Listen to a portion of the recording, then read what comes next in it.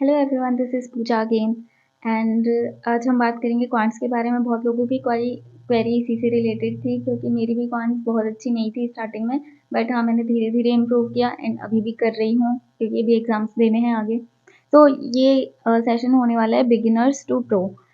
Beginners जिन्होंने मतलब जिनको भी कुछ भी अता पता नहीं है कि क्या करना है, स्टार्टिंग ही कैसे करनी है, उन सभी के लिए। So this is my favourite coat. तो कैसे स्टार्ट करना है? जब भी आप बैंक एग्जाम्स की तैयारी शुरू करते हैं, आपको ये दिमाग में रखना है कि आपको स्पीड के साथ कॉन्सेप्ट, ये दोनों चीज़ें साथ लेके चलनी है। ना तो सिर्फ कॉन्सेप्ट से आपका कुछ होने वाला है, ना सिर्फ स्पीड से कुछ होने वाला है। तो हम पहले उन्हीं छोटी छोटी चीज़ों पर काम करेंगे जिनसे आप नंबर से फेमिलियर हो जाएं, ताकि आपको अचानक से ये ना लगे कि अरे ये कैसे हो गया, ये कैसे हो गया। तो उन सभी के लिए सबसे पहले आपको टेबल्स 1 to 20, और अगर कोई ज़्यादा कर सकता है तो 25-30, सभी का अपना अपना कैपेसिटी है, बट 1 to 20 की टेबल्स आपको टिप्स पे होनी चाहिए। आप इन टेबल्स को एक पेज में लिख लीजिए एंड डेली सुबह उठते ही काम ही ये करना है कि आपको वो टेबल्स डेली रिवाइज करनी है। इसके अलावा 1 to 30 square, cubes and fraction to percentage conversion, cube root and square root. देखो ये तीनों चीज़ें तो आप अपने एक पेज में लिख के रख लीजिए, tables, squares and cubes. Cubes 1 से 20 तक बहुत है, इससे ज़्यादा काम नहीं आते उतने। और ये डेली आपको, जब तक आपका फाइनल सिलेक्शन आपके ड्रीम जॉब में नहीं हो जाता है, तब तक आपको डेली इसको पढ़ना है। कोई भी दिन स्किप नहीं करना है इन चीज़ों के लिए, तो ये आपको डेली ही करना है। इसके अलावा ये जो 3 चीज़ें हैं, fraction to percentage, cube roots and square roots, इसके लिए आप वीडियोस प्रेफर कर सकते हैं। आप एक एक वीडियो भी देखेंगे ना आधे घंटे की, तो ये तीनों चीज़ें आपकी कवर हो जाएंगी। आप यूट्यूब पे डालिएगा fraction to percentage conversion for bank exam, कोई भी वीडियो, आशीष अरोड़ा सर की हो चाहे कौशिक सर की, किसी भी सर की वीडियो आप देख सकते हैं और ये तीनों चीज़ें वहाँ से कवर करनी है।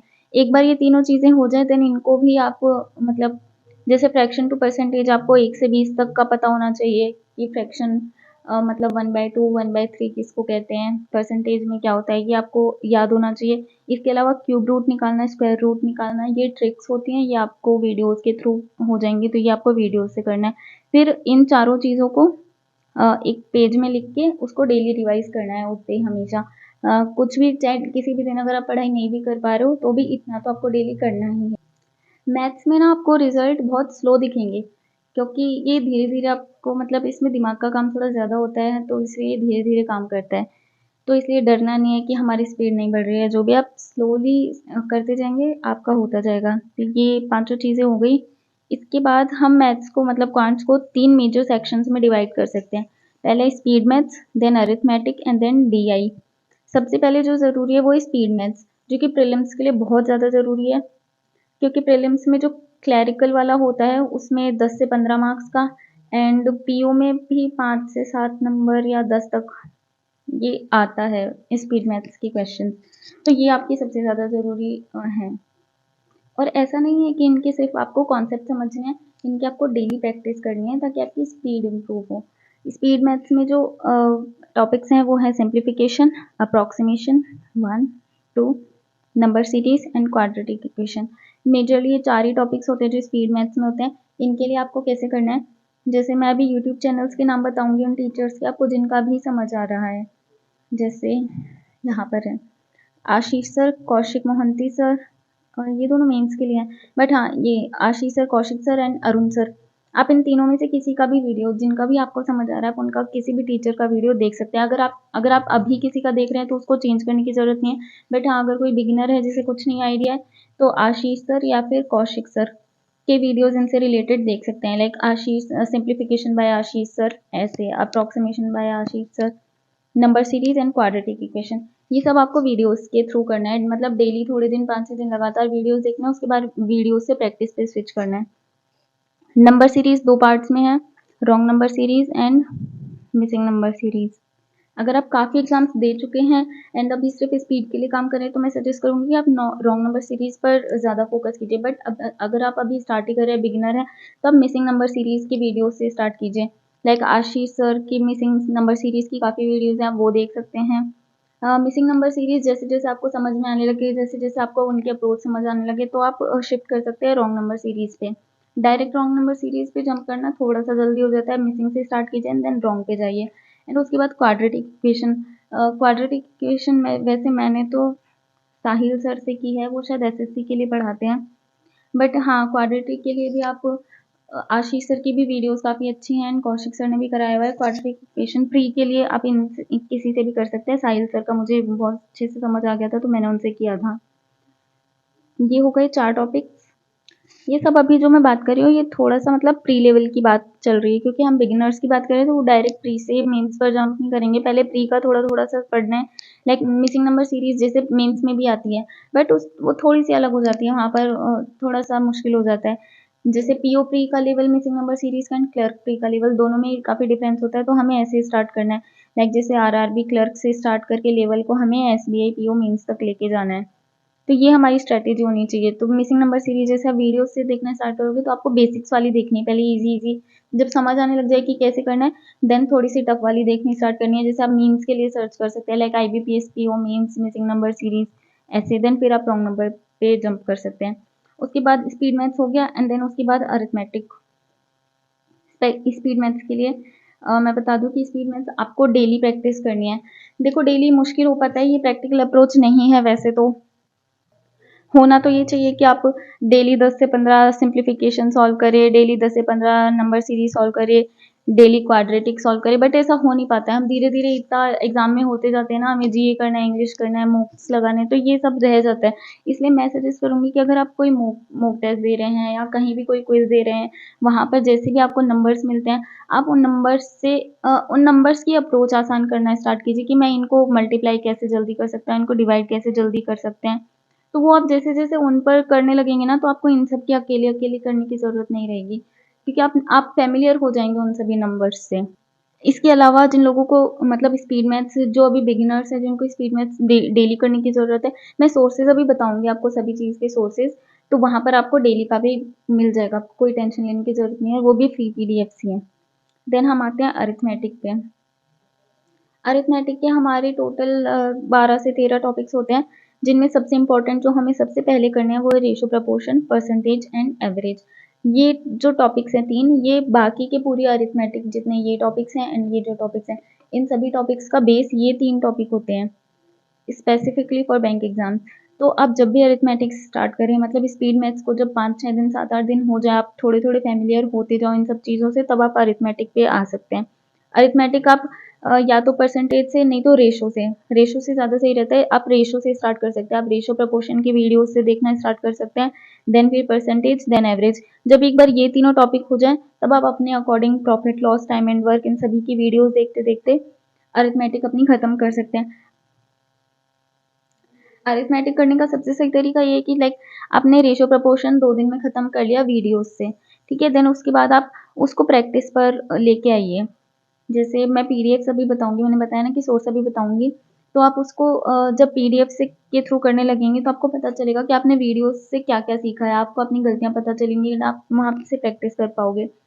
जब आप पीडीएफ से हो जाए आपका, मतलब पीडीएफ जो मैं बताऊंगी वो जब कंप्लीट हो जाए आपकी, तो आप क्विजेज स्टार्ट कर सकते हैं, ताकि आप टाइम लिमिट में रहकर क्वेश्चन सॉल्व करना सीखें। क्योंकि पीडीएफ में हमारे पास टाइम नहीं होता ना, हमें सिर्फ ये है कि हमें सही क्वेश्चन सॉल्व करना है, मतलब हमें एक्यूरेसी मेंटेन रखनी है। बट जब हम क्विजेस पे जाएंगे, तो हमारे पास टाइम बाउंडेशन रहेगी, तो हमें ये है कि 1 मिनट में इस क्वेश्चन का आंसर सही आना चाहिए, तो हम उस टाइम लिमिट में रह के करना सीखेंगे। बट अरिथमेटिक जब हम मतलब कॉन्सेप्ट सीखने के डायरेक्ट बाद जब क्विज पे चले जाते हैं, तो हमारी एक्यूरेसी बिगड़ने के चांसेस थोड़े से ज़्यादा होते हैं, क्योंकि हमारे दिमाग में टाइम चलता रहता है कि अच्छा मुझे इतनी जल्दी करना है, इतनी जल्दी करना है। तो इसलिए मेरा सजेशन ये रहता है कि जब आप एक बार आपका कॉन्सेप्ट खत्म हो गया है किसी भी टॉपिक का, देन आप एक बार पीडीएफ से प्रैक्टिस करो, ताकि आप हर टाइप के क्वेश्चन को एक बार एक्यूरेट करने लग जाओ। देन आप क्विज पर आओ, एंड उसके बाद आप मॉक टेस्ट पर आ जाओ। ये सबसे प्रैक्टिकल अप्रोच रहती है। बाकी जैसा अगर कोई डायरेक्ट क्विज भी स्टार्ट कर सकता है, बाकी मुझे तो ये ठीक लगता है। ठीक है, ये सभी टॉपिक्स हो गए अरिथमेटिक के। एंड हाँ, पार्टनरशिप एज, एंड हाँ ये 3 टॉपिक्स, ये वैसे प्रीलिम्स में नहीं आते हैं। हाँ, पीओ प्री में अगर एक आध क्वेश्चन कोई आ जाए तो आ जाए, बाकी प्रीलिम्स में नहीं आता है। मेंसुरेशन फिर भी आ सकता है, वरना ये टॉपिक मेंस के टॉपिक्स हैं। लेकिन मेरा मानना ऐसा है कि ये तीनों टॉपिक्स ना काफ़ी स्कोरिंग है, क्योंकि जैसे आजकल सभी देखने में आ रहा है कि पीओ के मेंस में या क्लर्क मेंस में भी प्रोबेबिलिटी की डीआई काफ़ी फ्रीक्वेंटली पूछी जाती है हर एग्जाम में। तो अगर आप मान लो ये पूरा टॉपिक छोड़ के चले गए, तो आप 5-6 नंबर तो वहीं पीछे हो गए, क्योंकि ये टॉपिक्स ऐसे हैं जिनमें बहुत ज़्यादा घुमाने के चांसेस नहीं होते हैं क्वेश्चन को। आपने अगर कॉन्सेप्ट समझ लिया तो उसके बाद आपको ईजिली हो जाएगा वो। मतलब कई बार ऐसा हो सकता है कि रेशो का क्वेश्चन इतना ट्रिकी आ सकता है कि आप रेशो का क्वेश्चन ना कर पाओ, एंड परम्यूटेशन एंड कॉम्बिनेशन का इतना ईजी आ सकता है कि आप उसे कर लो। तो इसलिए ये तीनों टॉपिक छोड़ने नहीं है। अगर आपको बिल्कुल ही समझ नहीं आ रहे हैं तो बात अलग है, बाकी अगर आप कर सकते हो तो प्लीज़ एक बार ये तीनों टॉपिक्स कर लेना। मेंसुरेशन को आप 2D एंड 3D में डिवाइड करके सॉल्व करना, मतलब सीखना। पहले जैसे 2D सीख लिया, देन 2D की क्वेश्चंस लगाने स्टार्ट किए, फिर 3D पे गए, उससे थोड़ा सा ईजी हो जाता है समझना। फिर उसके बाद पहले परम्यूटेशन एंड कॉम्बिनेशन करना है, देन प्रोबेबिलिटी पे जाना है। परम्यूटेशन एंड कॉम्बिनेशन के लिए अरुण सर की एक काफ़ी साल पुरानी प्लेलिस्ट है, उसमें उन्होंने सारे अरिथमेटिक के टॉपिक्स कराए हैं। उसमें वहाँ 3-4 वीडियोज़ हैं शायद, वो एकदम अगर जैसे बेसिक से आप स्टार्ट करो ना, उसके लिए वो वीडियोज़ बहुत अच्छी हैं, ये वहाँ से बहुत अच्छे से समझ आ जाएगा। इसके अलावा एक कौशिक सर ने परम्यूटेशन कॉम्बिनेशन कराया हुआ है बहुत अच्छे से, एकदम बेसिक से, जिसको कुछ भी नहीं समझ आता। मतलब जैसे मैंने आर्ट्स ली हुई थी, मुझे इतना पीएनसी एंड प्रोबेबिलिटी नहीं आती, तो उन लोगों के लिए बहुत इजीली हेल्प हो जाएगी इन दोनों सर से। प्लेलिस्ट है इनकी, काफ़ी साल पुरानी है, बट हाँ उसमें अच्छे से समझाया हुआ है सब। देन फिर हम आते हैं डीआई पे। डेटा इंटरप्रिटेशन की कोई स्ट्रेटेजी काइंड ऑफ थिंग नहीं होता है, आपको बस ये कि जैसे जितने तरह की डीआई होती है, जैसे लाइन हो गया, बार ग्राफ हो गया, एंड वो सर्किल सर्किल वाला हो गया, क्या बोलते हैं उसको, pie chart, sorry, pie chart हो गया, ये सभी प्रीलिम्स के लिए डीआई होती हैं। तो आप पहले इनसे स्टार्ट कर सकते हैं। जैसे अगर आप ऐसे लिखेंगे ना यूट्यूब पर कि प्रीलिम्स से स्पेसिफिक डेटा इंटरप्रिटेशन, तो आपको आशीष सर की 4 से 5 वीडियोस मिल जाएंगी, तो आप वहाँ से स्टार्ट कर सकते हैं। वहाँ आपको line bar and pie chart, ये सब डीआई से एक बार सॉल्व करने के बाद आपको इनको प्रैक्टिस में लेके आना है। लाइक जैसे आपने लाइन वाली डीआई सॉल्व करना सीख लिया, ठीक है। अब आपको अगर जैसे आप मॉक टेस्ट दे रहे हो या क्विजेस स्टार्ट कर रहे हो या कुछ भी दे रहे हो, तो अगर आपको कहीं भी लाइन वाली डीआई मिले तो आपको सॉल्व करने की कोशिश करनी है कि आप इजीली उसको कैसे सॉल्व कर सकते हैं। क्योंकि अब जैसे जैसे डीआई में क्या होता है, हमारी प्रैक्टिस बहुत ज़्यादा इंपॉर्टेंट होता है। किसी डीआई में तो ऐसा होता है कि आपको डायरेक्ट सॉल्व करना है वहाँ से, किसी में ऐसा होता है कि अगर आप पहले डेटा निकाल लोगे तो वो डीआई इजीली सॉल्वेबल हो जाएगी। तो ये जैसे जैसे आप प्रैक्टिस करेंगे ना, तब आपको समझ में आने लगेगा कि इस डीआई को कैसे सॉल्व करना है। हमें डायरेक्ट डीआई से क्वेश्चंस उठाने हैं या पहले डेटा एक बार लिख लेना है फिर डीआई स्टार्ट करनी है। जैसे धीरे धीरे फिर आप प्री की डीआई जब खत्म हो जाएंगी, तो मेंस के लिए जैसे स्कैटर डीआई हो गई, एंड कैंडल वाली कुछ आती है, रडार ग्राफ हो गया, ये सब पर आप जाएंगे। क्योंकि डीआई कोई टॉपिक नहीं है, वो एक तरह से, मतलब आपको हर तरह की डीआई सॉल्व करने आनी चाहिए। तो आप जैसे धीरे धीरे वीडियो देखना स्टार्ट करेंगे तो आपको समझ आने लग जाएगा कि ये डीआई प्रीलिम्स की है, ये डीआई मेंस की है, इस डीआई में हमें पहले डेटा लिखना है, इस डीआई में हमें डायरेक्ट सॉल्व करना है, इसमें हमें ये क्वेश्चन स्किप करना है, ये क्वेश्चन करना है। या आप जैसे जैसे डीआई करेंगे तब आपको धीरे धीरे समझ में आने लगेगा। इसके अलावा आजकल मेंस में कुछ एक्स्ट्रा टॉपिक्स आते हैं, जैसे एक तो डेटा सफिशिएंसी आप तब तक नहीं कर सकते जब तक आपने पूरी पॉइंट्स पढ़ ना रखी हो। क्योंकि डेटा सफिशिएंसी में मान लो एक क्वेश्चन आ गया प्रॉफिट एंड लॉस का, एंड दूसरा क्वेश्चन आ गया पार्टनरशिप का। अब आपने पार्टनरशिप पढ़ा हुआ है बट आपको प्रॉफिट एंड लॉस अच्छे से आता ही नहीं है, तब वो एक करके भी, मतलब आप पूरा कर नहीं पाओगे, क्योंकि आपको दोनों निकालना आना चाहिए, तभी आप डीएस इसलिए डीएस तब इजीली होने लग जाएगा जब आप एक बार पूरा क्वांट्स का जो सिलेबस है वो आप पूरा खत्म कर लेंगे, उसके बाद डीएस आपका होने लग जाएगा। इसके अलावा एक है क्वाड्रेटिक इक्वेशंस, जो कि आजकल मेंस में बहुत ज़्यादा आ रही हैं, 6-7 नंबर की आ जाती है, पीओ में भी, क्लर्क में भी। इसके लिए मैं अभी आपको बता दूंगी क्वाड्रेटिक इक्वेशन के लिए आपको क्या करना है। इसके लिए सम ऑफ द रूट्स एंड ऐसा कुछ टॉपिक होता है एक, आप सम ऑफ द रूट्स डाल के डालोगे ना तो हर्षल सर की एक वीडियो आ जाएगी, आप उसको देख सकते हो। वो बहुत एकदम बेसिक से बताया हुआ है, उसमें काफ़ी अच्छे से बताया हुआ है, तो आपको समझ आ जाएगा कि ये जब भी आती है तो इनको कैसे सॉल्व करना रहता है। बट ये टॉपिक स्पेसिफिकली मेंस का है, ये प्री में कभी नहीं आता। बट हाँ, अगेन आपको प्री नहीं निकालना है ना, आपको फाइनल सिलेक्शन लेना है, तो उसके लिए हमें मेंस का भी पढ़ना ही पड़ेगा। जब आप एक बार अरिथमेटिक कर लो, डीआई कर लो, देन उसके बाद ये वाले जो टॉपिक्स हैं ये करने लगना, क्योंकि आपकी स्पीड बढ़ चुकी है, अब आप नंबर से फेमिलियर हो चुके हो, अब आपको सिर्फ कॉन्सेप्ट सीखना है, तो वो इजीली हो जाएगा। इसकी इसके लिए मैंने बताया ना, हर्षल सर की वीडियो है क्वाड्रेटिक पे, वो अच्छी है काफ़ी, उससे हो जाएगा। Number system, again Harshal sir की एक वीडियो है नंबर सिस्टम पे, आशीष सर की भी शायद है। दोनों बहुत अच्छे हैं, दोनों देख सकते हो, कोई एक भी देख सकते हो।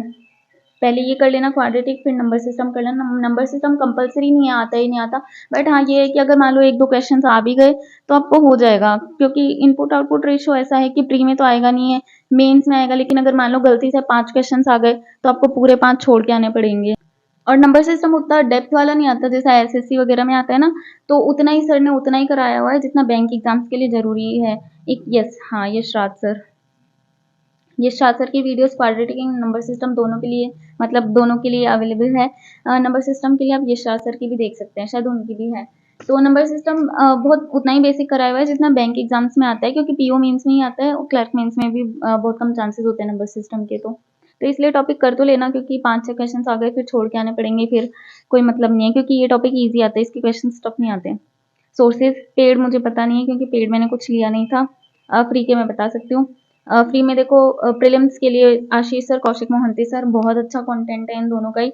कौशिक मोहंती सर की आप पूरी अरिथमेटिक की प्लेलिस्ट भी देख सकते हैं, अगर बिगिनर्स हैं आप तो कौशिक मोहंती सर की प्लेलिस्ट पूरी बनी हुई है अरिथमेटिक के हर टॉपिक की, तो वहां से स्टार्ट कर सकते हैं।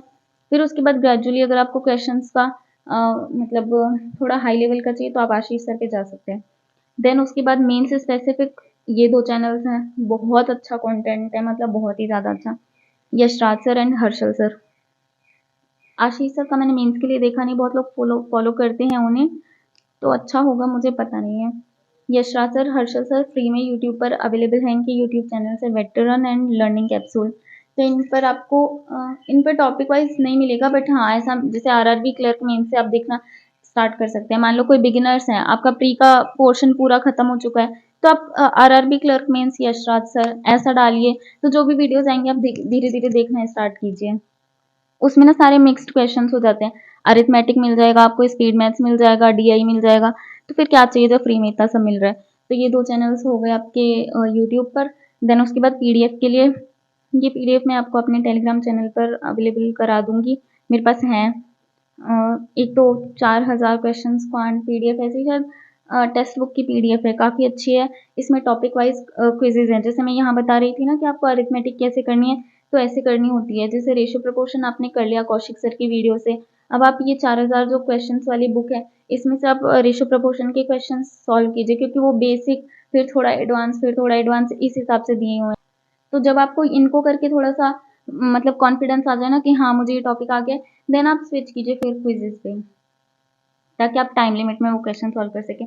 इसके अलावा क्वांटा जो आशीष सर की बुक है, ये भी बहुत अच्छी किताब है, इसमें टॉपिक वाइज काफ़ी अच्छे अच्छे क्वेश्चन दिए हुए हैं। ये मेरे पास हिंदी में नहीं है, सिर्फ इंग्लिश में है, बट ये भी शायद इंग्लिश में ही है मेरे पास। हाँ, इसमें भी टॉपिक वाइज क्वेश्चन है, लेकिन हाँ इसमें ये अगर आपने इसको एक बार कर लिया ना, तो आपको ज़्यादा टेंशन लेने की जरूरत नहीं है, क्योंकि इसमें एकदम बिगिनर से लेकर एकदम एडवांस तक, मतलब ऐसे समझ लो आरआरबी क्लर्क प्री से लेकर एसबीआई पीओ मेंस तक के आपको क्वेश्चंस मिल जाएंगे। काफ़ी अच्छी किताब है ये। एस की अड्डा मैंने शुरू में की थी, जब मैं लास्ट ईयर, मतलब 2.5 साल हो गए ना मुझे, तो हाँ स्टार्टिंग में मैंने इस वाली बुक से किया था। अभी मेरे पास पीडीएफ तो नहीं है इसकी, बट हाँ ये बुक भी काफ़ी ठीक है, लेकिन मैं सजेस्ट करूँगी आप ये दोनों से एक बार कर लोगे ना, तो एस की उतनी ज़रूरत नहीं पड़ेगी, क्योंकि ये थोड़ी सी अपडेटेड नहीं है अब, इसलिए। क्विजेस के लिए स्टडी फाइट जो आशीष सर का चैनल है, वहाँ पर हर 1-2 दिन में चेकलिस्ट आती है, बट चेकलिस्ट ना उन लोगों के लिए ज़्यादा, जैसे अभी अगर कोई यूआईआईसी का एग्जाम देने वाला है तो वो चेकलिस्ट फॉलो कर सकता है, क्योंकि उन सभी का कोर्स तो मतलब सिलेबस कंप्लीट हो ही चुका होगा, तो उन्हें सिर्फ प्रैक्टिस करनी है, तो चेकलिस्ट पे जा सकते हैं। बिगिनर्स के लिए मैं बोलूँगी कि आप प्रैक्टिस मोड से क्विज स्टार्ट कर सकते हैं, अड्डा से भी कर सकते हैं, अड्डा का भी उतना टफ नहीं है, मैथ्स तो ठीक है। टेक्स्ट बुक स्मार्ट कीड़ा पर पेड है, फ्री नहीं है, बस एक ही चीज़ है जो मैंने थोड़ी सी पैसा खर्च करके खरीदी है, स्मार्ट कीड़ा के टॉपिक टेस्ट। लेकिन हाँ ये है कि ये हैं बहुत अच्छे, बट अगेन जब तक आप थोड़ा सा बेस नहीं बना लेते हैं अपना, तब तक फ्री का इतना सारा मटेरियल है कि आपको तो कहीं जाने की ज़रूरत नहीं है। चेकलिस्ट जैसे मान लो अगर आपने ये स्पीड मैथ्स वाले क्वेश्चंस, मतलब स्पीड मैथ्स खत्म कर ली, तो चेकलिस्ट में स्पीड मैथ्स के भी क्वेश्चंस है, तो आप अरिथमेटिक छोड़ के खाली वो सॉल्व कर लो।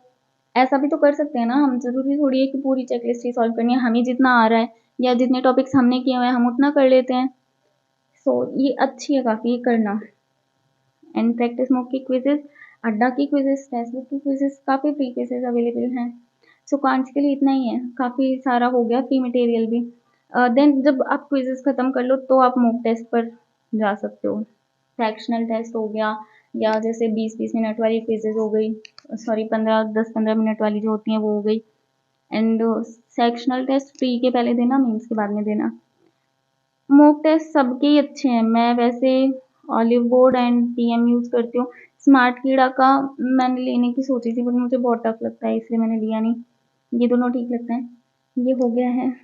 सो आई थिंक मैंने एक्सप्लेन करने की पूरी कोशिश की है, बट अगेन मतलब सिर्फ स्ट्रेटेजी बताने से कुछ नहीं होता, आप लोगों को इम्प्लीमेंट करनी पड़ेगी। क्योंकि देखो मैं सच बताऊँ ना, क्वांट्स मेरी इसलिए वीक नहीं थी क्योंकि मुझे समझ नहीं आ रही थी। क्वांट्स मेरी इसलिए वीक थी क्योंकि मैं उसको टाइम नहीं दे रही थी।